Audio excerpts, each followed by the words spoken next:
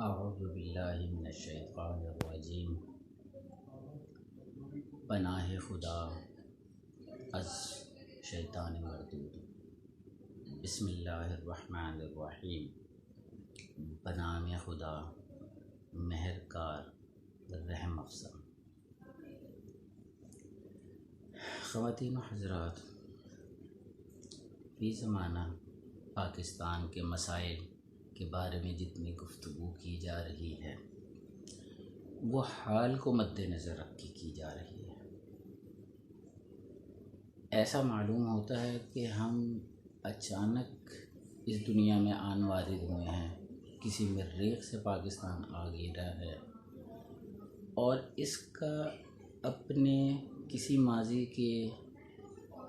Activities کے ساتھ ایک تسلسل نہیں ہے، اور صرف ایک گرافیکل اسکوائر کو فوکس کر کے اس ایونٹ پر بات کی جاتی ہے، جس سے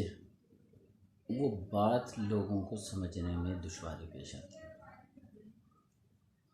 وقت کرتا ہے پرورش برسوں، حادثہ ایک دم نہیں ہوتا۔ پاکستان نامی ملک آج سے 72 سال پہلے موجود نہیں تھا۔ اس کو معرض وجود میں لانے کے لیے 1857 کی جنگ آزادی کے بعد جو دور غلامی شروع ہوا،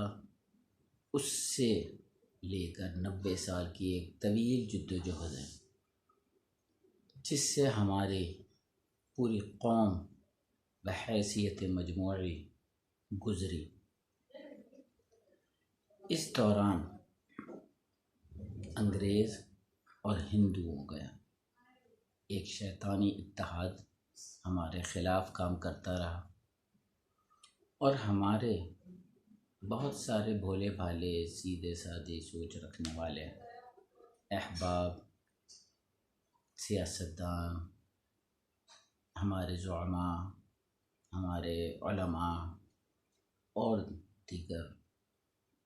حضرات جو مختلف زندگی کے مختلف شعبہ زندگی سے تعلق رکھتے تھے، ان کو بیوقوف بنایا جاتا رہا، اور ایک قومی نیشنلزم کے بیس آن دا لینڈ، یعنی زمین کی وطنی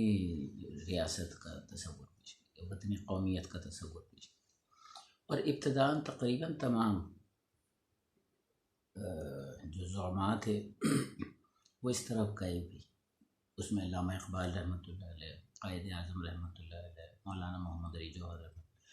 یہ سارے زعماء، لیکن جلد ہی انہیں اندازہ ہو گیا کہ یہ ایک دکھاوے کی بات ہے، اور جلد ہی ان پہ اللہ تعالیٰ کی وہ بات مبرہن ہو گئی کہ مسلمان ایک الگ قوم ہے اور غیر مسلم الگ قوم ہے،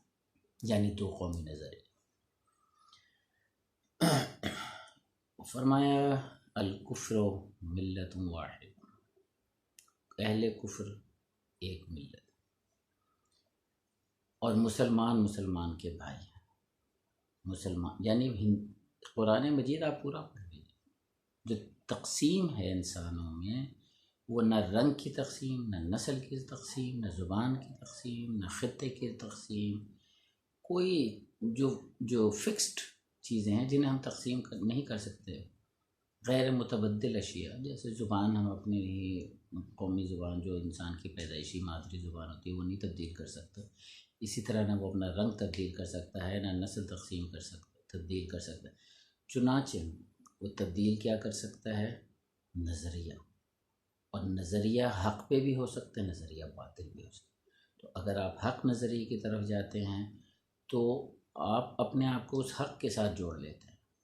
اور باطل نظریے کی طرف جاتے ہیں تو آپ باطل کے ساتھ اپنے آپ کو جوڑ لیتے ہیں۔ اور اس کائنات کا سب سے بڑا کلمہ حق کلمہ طیبہ ہے، اور یہ وہ کلمہ طیبہ ہے جس کے لیے پاکستان معرض وجود میں آیا تھا، اور یہ نعرہ لگا تھا پاکستان کا مطلب کیا؟ لا الہ الا اللہ محمد رسول اللہ صلی اللہ علیہ وسلم۔ تو جلد ہی مسلمان زعماء جو تھے، سیاستدان تھے، اور پوری قوم کو واضح ہو گیا کہ ہمیں بیوقوف بنایا جا رہا ہے وطنی قومیت کے نام سے۔ چنانچہ جلد ہی الگ ملک کے لیے تحریک نے زور پکڑ لیا، کیونکہ جنگ ہم ان سے کر نہیں سکتے تھے، غلامی کی کیفیت تھی، تو جو کرنا تھا ان کے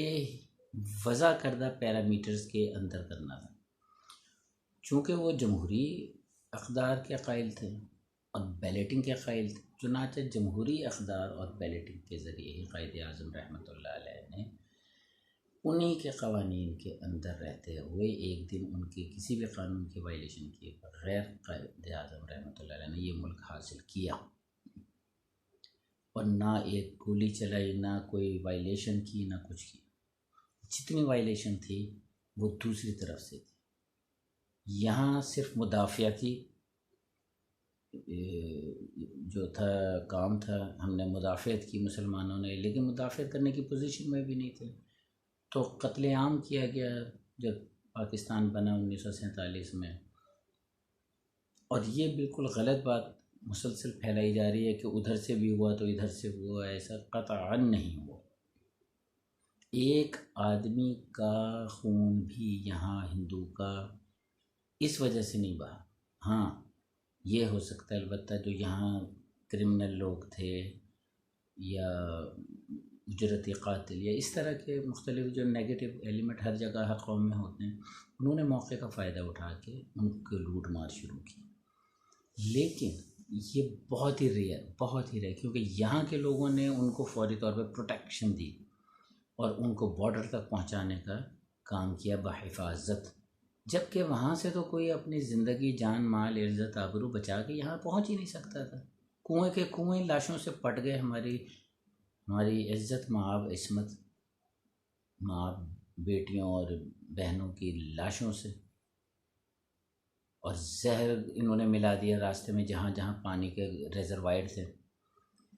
چنانچہ پاکستان ان حالات میں معرض وجود میں آیا جبکہ ہندو اور انگریز کا اتحاد تھا۔ لیکن عوام نے چونکہ قائد اعظم کے نظریے کا ساتھ دیا، یعنی نظریہ پاکستان کا ساتھ دیا، تحریک پاکستان کا ساتھ دیا، اس وجہ سے پاکستان معرض وجود میں آ گیا۔ لیکن وہ عناصر جو مخالفتوں کا شکار تھے، یا وہ عناصر جنہیں خطرہ تھا کہ ان کی نگیٹیوٹی تش تش بام نہ ہو جائے، ان سب کا ایک گٹھ جوڑ ہو گیا، جو اس نظریے کے خلاف تھے، جو پاکستان بننے کے خلاف تھے۔ اور رد انقلاب، ریورس ریولوشن ہوتا ہے جیسے ہر ریولوشن کا، تو اینٹی ریولوشن میں انہوں نے تمام resources of the country, of the state, ان کو قبضہ کرنے کی جد و جہد شروع کر دی۔ اور یہ ابتدائی ادوار کی جب ہم ہسٹری پڑھتے ہیں تو یہی جد و جہد اس سے شروع ہوئی اور تاحال جاری۔ اس میں جو نظریہ پاکستان کے خلاف لوگ تھے، یا جو لوگ تحریک میں بالکل آخر میں شامل ہو گئے تھے اس کو ڈھال بناتے ہوئے، تو ان لوگوں نے جو مین جگہیں تھیں جہاں سے بیٹھ کر وہ اس ملک کے اندر اپنے لوگوں کے مفادات کا تحفظ کر سکتے تھے، وہاں اپنے بندے اپوائنٹ کرنے شروع کر دیے، اور بعد ازاں چن کر سب سے نااہل ترین لوگوں کو اپوائنٹ کیا گیا، جن کی کیپیبلٹی نہیں تھی،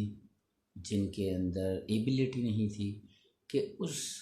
کرسی کے ساتھ جس پر انہیں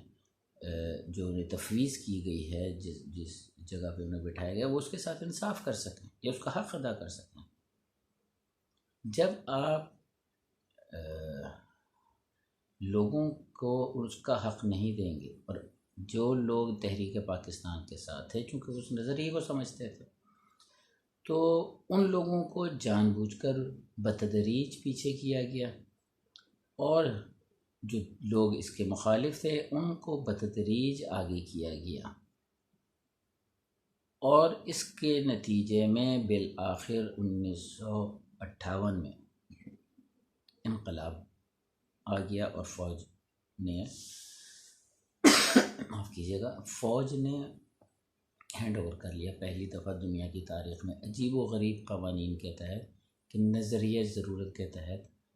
ملک میں مارشل لا لگا دی۔ اور اس کے لیے آج سب کو معلوم ہے کہ غیر ملکی آشیرواد حاصل تھی تمام غیر ملکی حکومتوں کی، مغربی حکومتوں کی، اور انہی کے مغربی ممالک کے جو معاشی مفادات تھے ان کا تحفظ کرنے کے لیے بالآخر ان کو ایوب خان صاحب جو تھے وہ برا جمان ہو گئے، جن کی کیپیبلٹی میجر سے شاید آگے جانے کی نہیں تھی یا بریگیڈیئر سے آگے جانے کی نہیں تھی، وہ اس ملک کے صدر بن گئے بلا شرکت خیر۔ جیسا کہ میں نے پہلے عرض کیا کہ جب نان کیپیبل بندہ کسی مقام پر بٹھا دیا جاتا ہے جو کہ وہاں اس مقام کے لائق نہیں ہوتا، تو چونکہ ان کو نظریہ پاکستان کا ادراک کما حقہ نہیں تھا، تو اسی وجہ سے انہوں نے نیشنلزم کی بنیاد ایک نیا یعنی وطنی ریاست کی طور پہ اور پاکستان کو کی مملکت کی ترویج کرنی شروع کی، قومیت کی تشکیل کرنی شروع کی، لیکن بباطن وہ کیپٹلزم کو ہی صرف کر رہے تھے، جس کا نتیجہ یہ نکلا کہ کیپٹلزم نے دولت کے ارتکاز کو امراء کے اندر کنسنٹریٹ کر دیا، اور ملک کے اندر لسانی عصبیت کو ہوا دی گئی ڈیوائڈ اینڈ رول کے تحت، جس کا نتیجہ 25 سال بعد ہی ملک کے دو لخت ہونے کے سانحے کے اوپر آن پہنچے۔ آج تک کسی ایک بندہ بشر کو ملک توڑنے کا مورد الزام قرار نہیں دیا جا سکا، اتنا بڑا ایونٹ، اتنا بڑا سانحہ ہماری تاریخ میں ہو، اور اس کو چھپا دیا۔ جیسے شہید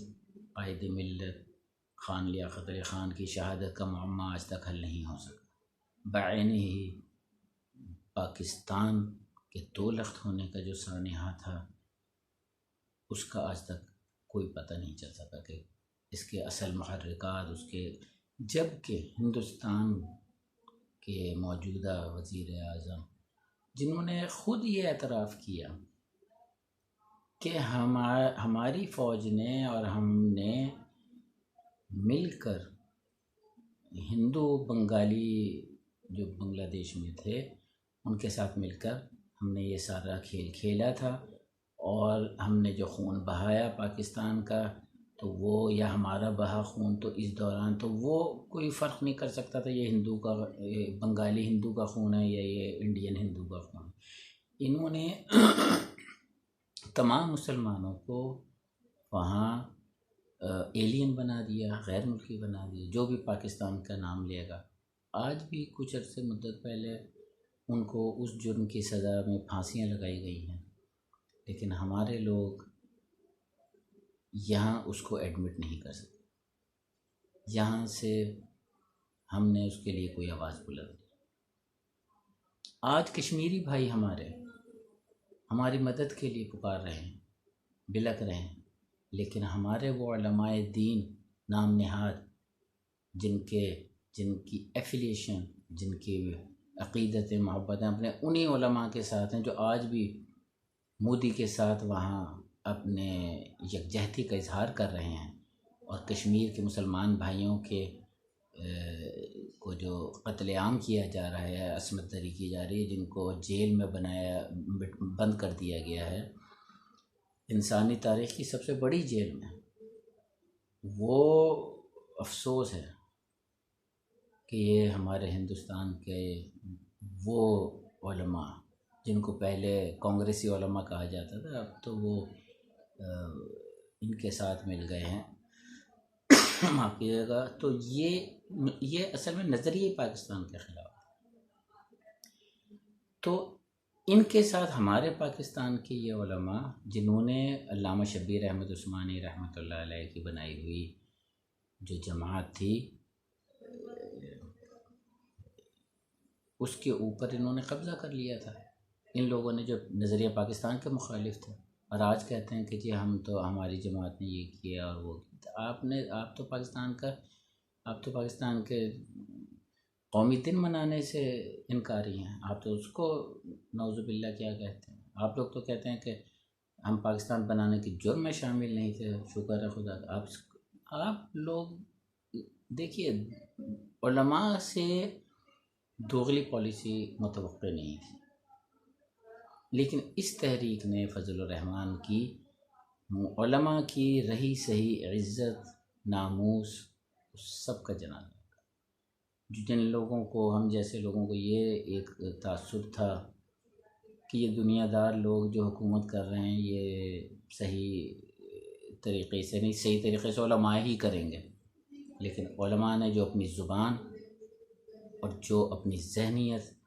میڈیا پر آ کے اپنی بتائی ہے، اس نے تمام اہل پاکستان کے سر شرم سے جھکا دی،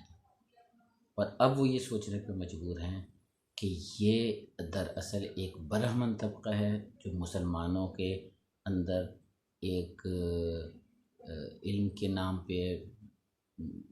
اب میں کیا لفظ استعمال کروں، سانپ بن کے بیٹھ گیا ہے،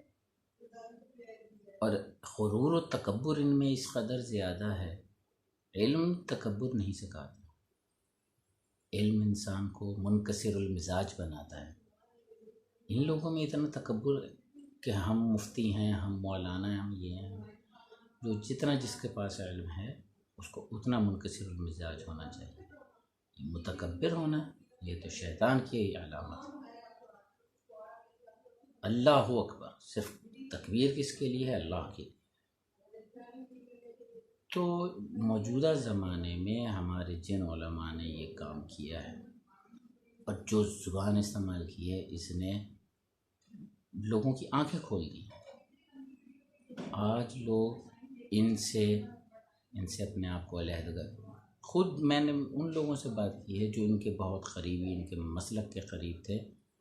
وہ ان سے پیچھے ہٹنے لگے۔ پھر یہی صرف مولانا فضل الرحمان جنہیں مولانا کہا جاتا ہے،